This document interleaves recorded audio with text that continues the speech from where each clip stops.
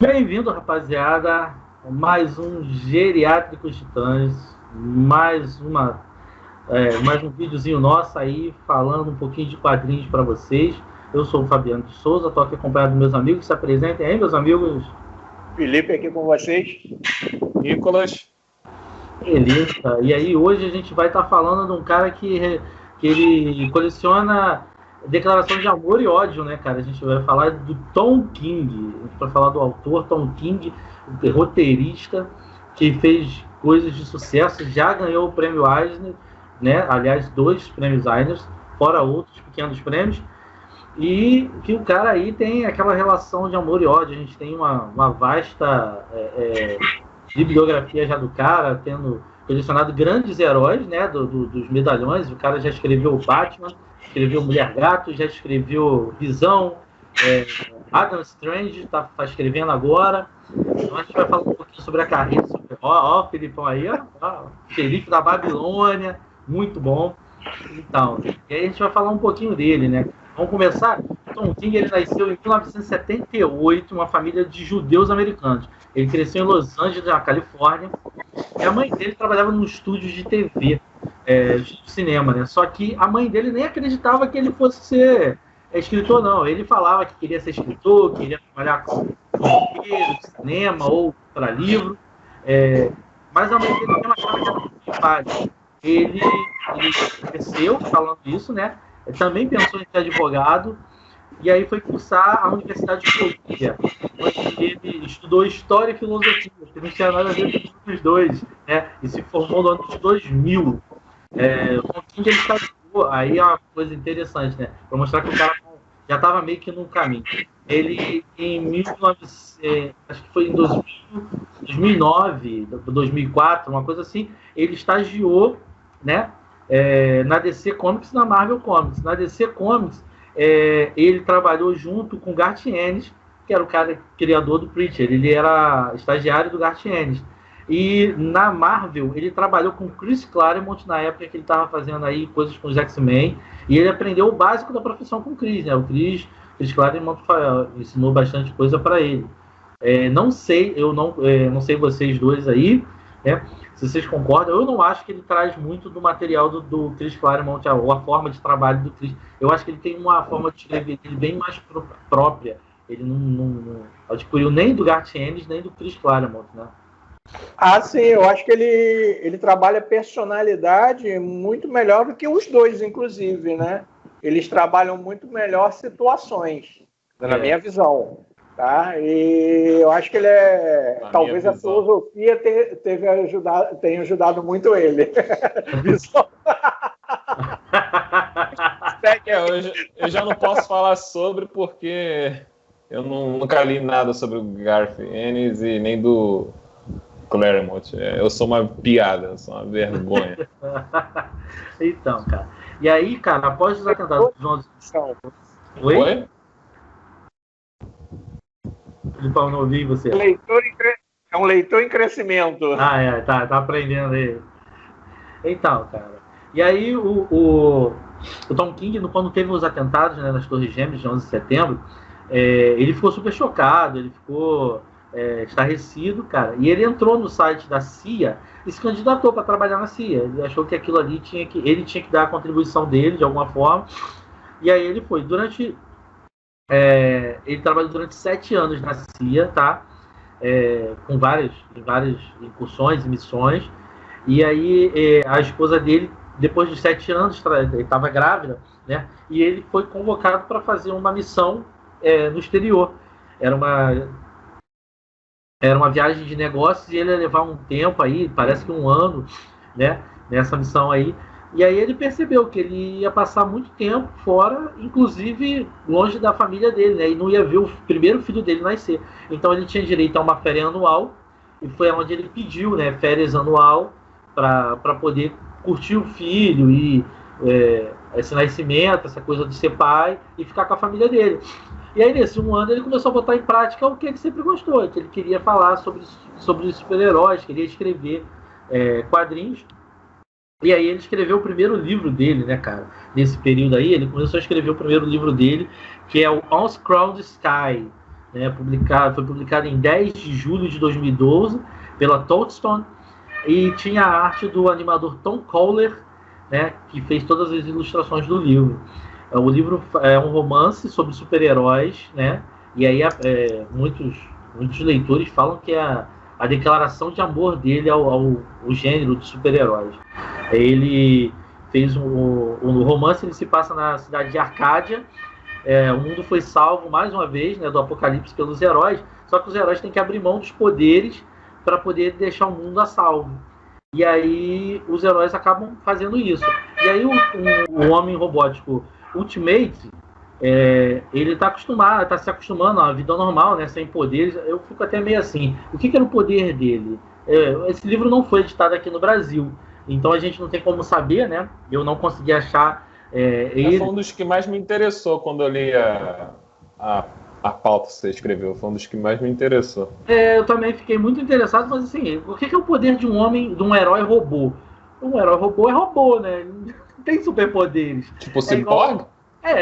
O que é? Ele abre mão dos robôs, ele fica... O Cyborg fala assim, eu abro mão dos meus poderes. E aí ele fica lá parado, catatônico, ou nem funciona. Ele fica meio morto. Ele fica meio morto. Porra, como é que abre mão dos poderes? Ele abriu mão do USB dele. Então, e esse cara tá se acostumando quando ele acaba mais robô? Não, ele tá se acostumando a não ter os poderes, que ele abriu mão dos poderes depois dessa história ali do apocalipse, que os outros heróis salvaram o mundo, e ele tá se acostumando a ter uma vida normal, quando tem sempre um filho da puta que buzina na hora que você tá falando. Não, e aí, ele tá se acostumando.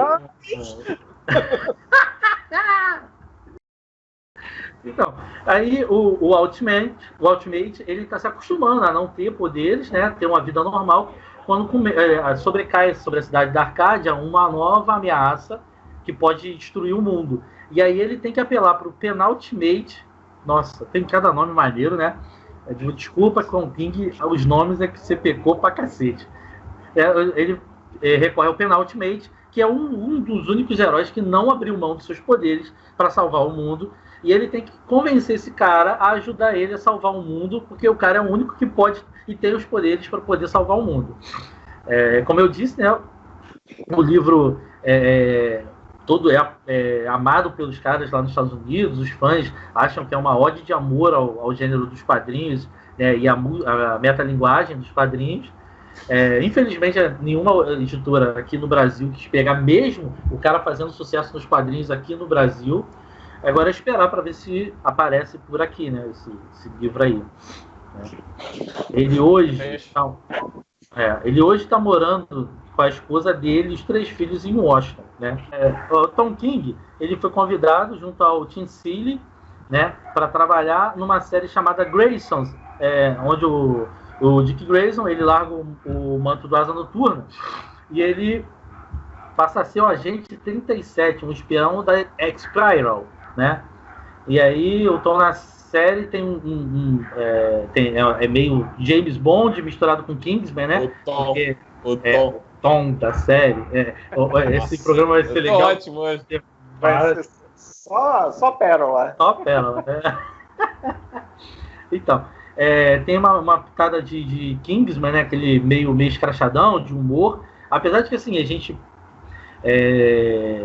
o Kingsman do quadrinho, ele é bem menos visceral do que o do filme, né, cara? Quem leu o quadrinho percebe que o filme foi muito melhor do que a série de quadrinhos.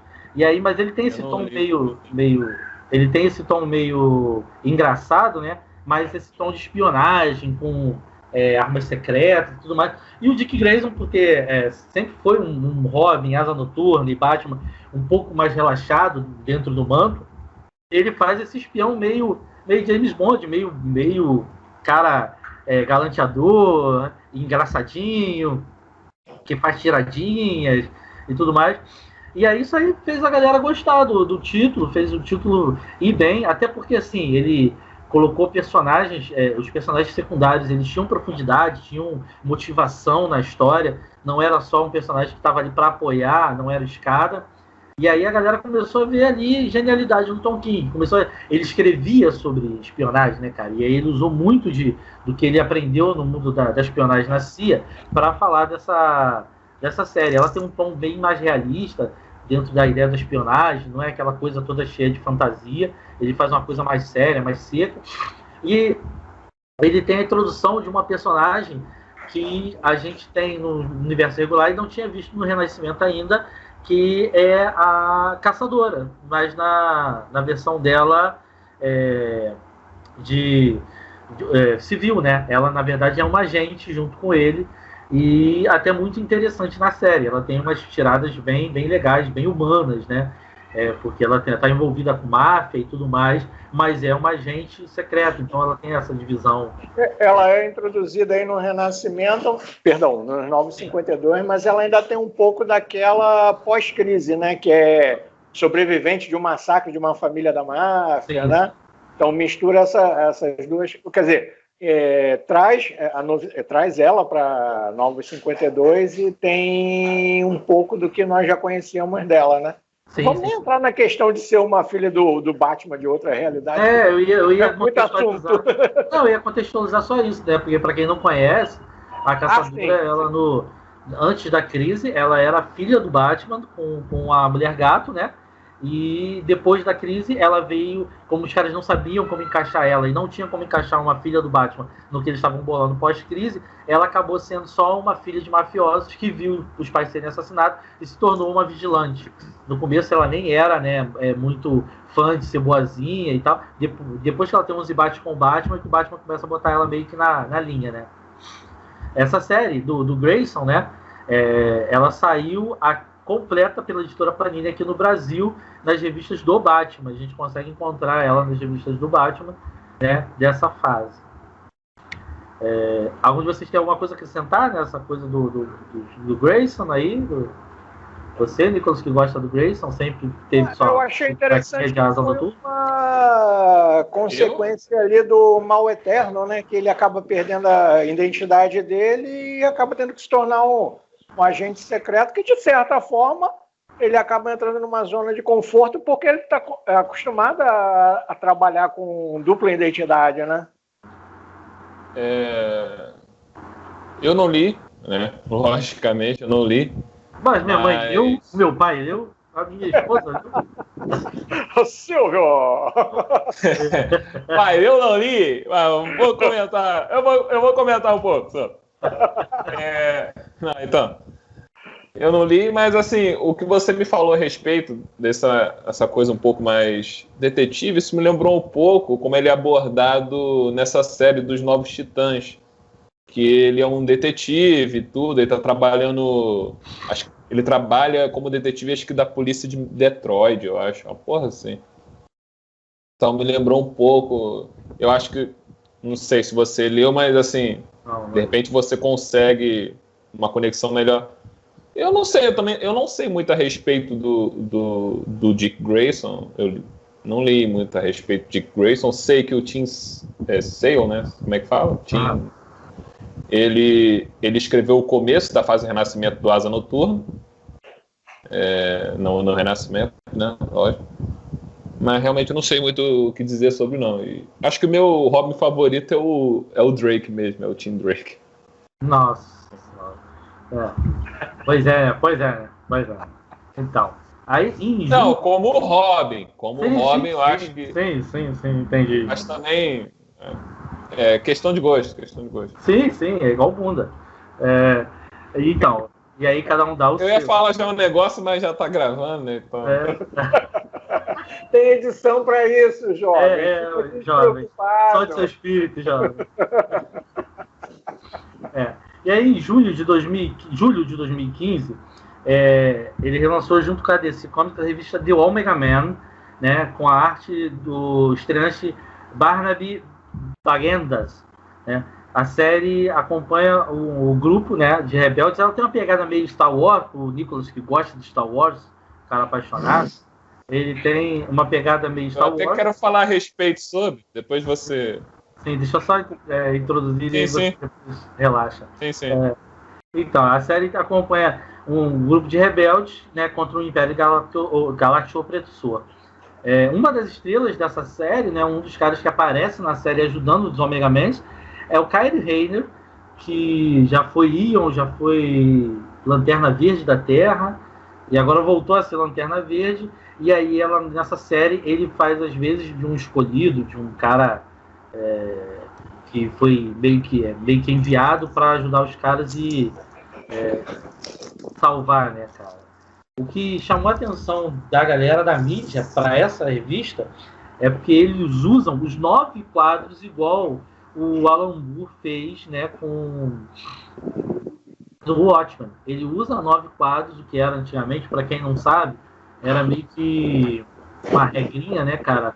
O cara que escrevia uma história em quadrinho, com 9 quadrinhos na página, esse cara era considerado um catedrático, porque o cara sabia dividir a história em páginas, em 9 quadros por página. Então, o Tim Sale faz esse exercício aí nesse quadrinho, e ele tem uma boa resposta, um bom sucesso, porque lá fora foi uma revista que fez bastante barulho. Quando anunciaram o cancelamento dessa revista, a galera lá reclamou, pediu para pelo menos ele terminar, que não fosse para outra pessoa, que o Tom King terminasse, e acabou forçando a DC Comics a terminar a série com ele e não substituir por outra pessoa. Essa série ela não saiu no Brasil, então a gente ainda não viu The Omega Men.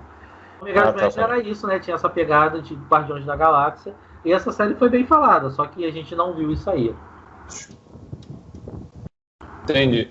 Aqui não foi muito abordado os Omega Men, não, assim...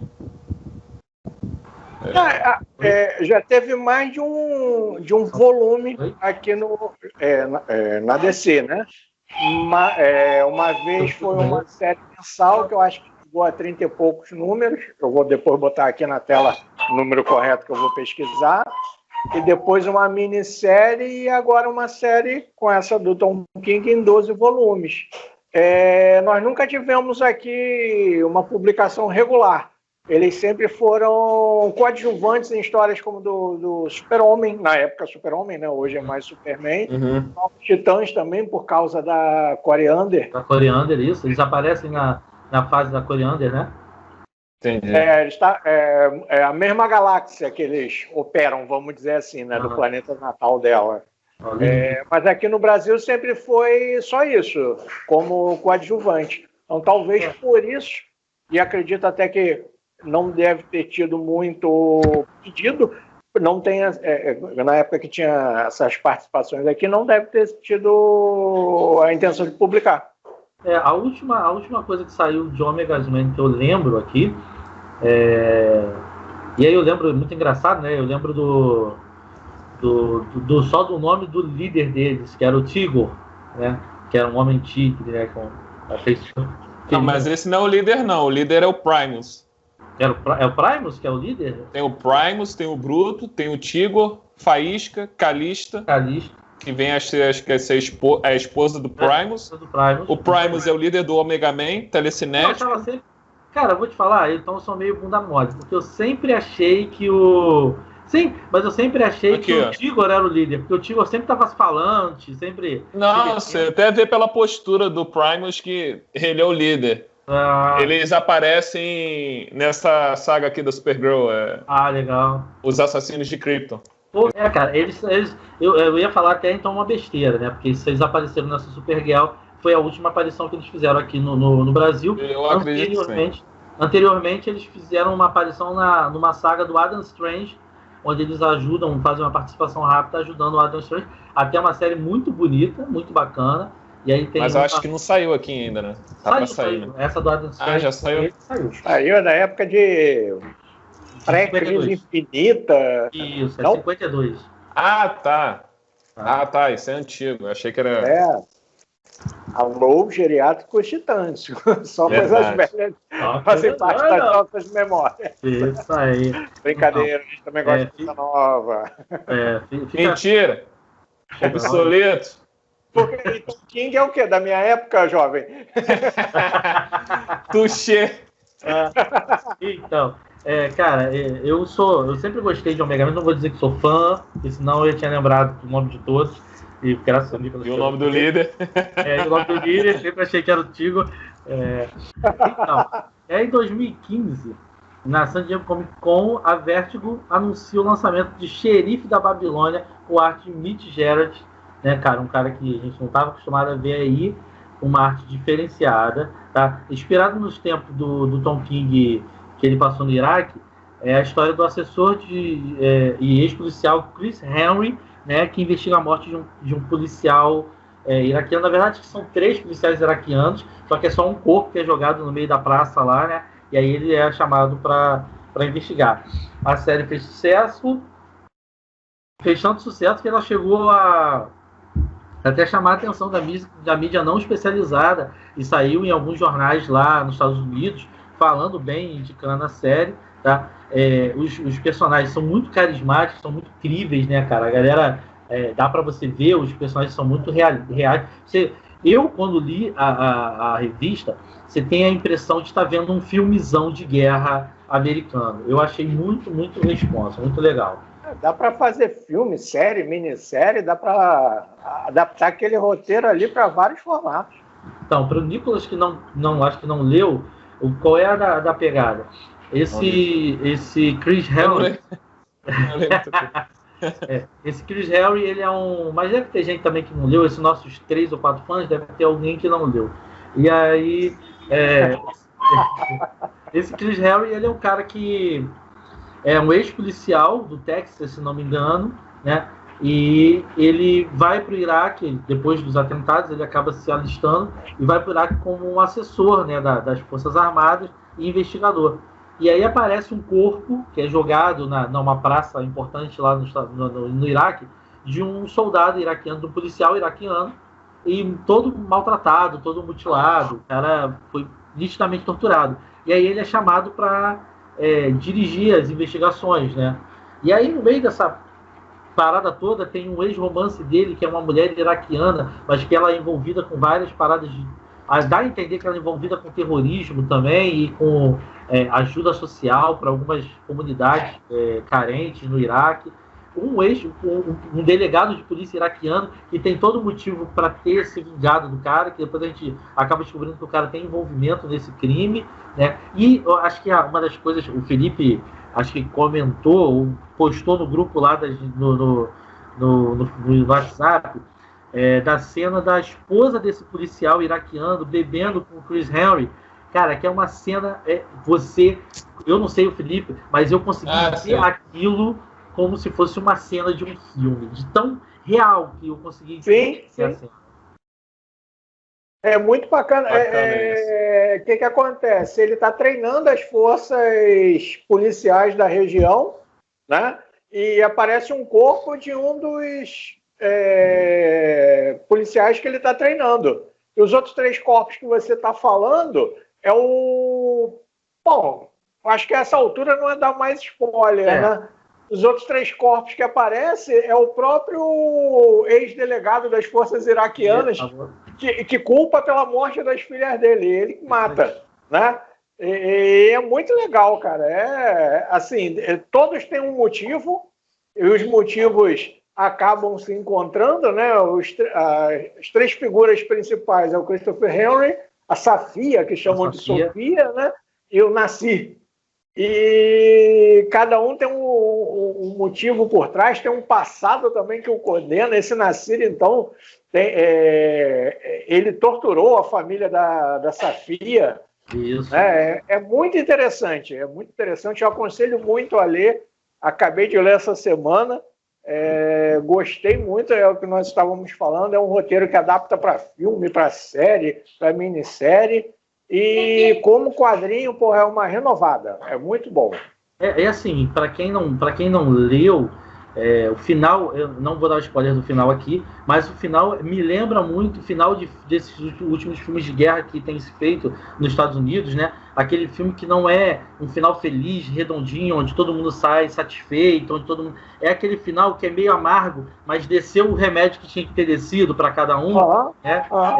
A morte de alguns personagens que acabam acontecendo de forma dramática. Você consegue ver, é muito real, é muito factível tudo aquilo que você vê ali no Padrinho. Você consegue, ao mesmo tempo, ter empatia pelos personagens e uma certa antipatia por algumas atitudes que eles têm, né? Em alguns momentos você fala assim, por que você está fazendo isso, cara? Não segue esse caminho não, que vai dar mais merda. E agora que tá ficando legal, eu tô gostando do teu personagem. Cara, eu achei Xerife da Babilônia uma das coisas mais criativas, um dos exercícios. E é o que você falou, cara, é de abrir a cabeça em termos de roteiro, em termos de coisa nova. É muito interessante. O Xerife da Babilônia, ele saiu aqui pela editora Abril em 2 edições, né? Panini, velho. Pela Panini. Abril. Olha, eu li alguma coisa Abril aqui. Tá. Abril foi um mês. Ela saiu aqui pela Panini em 2 edições, né, cara? E você consegue achar... Não tem capa dura, né, Felipe? Só tem capa cartão. Que, infelizmente... Aliás, merecia até um encadernado único para que você pudesse ler numa porrada só, que é uma história que vale a pena. Esse daí ainda vem com extras, né, Felipe? Sim, vem com estudo de personagem, alguma coisa falando da construção das páginas. É muito bacana, aconselho muito, gente. Não sei se no site da Panini você ainda consegue, tá? Mas procurando e não é fazer propaganda, por favor, em Mercado Livre e até na própria Amazon você ainda encontra num preço bacana. Amazon patrocina nós.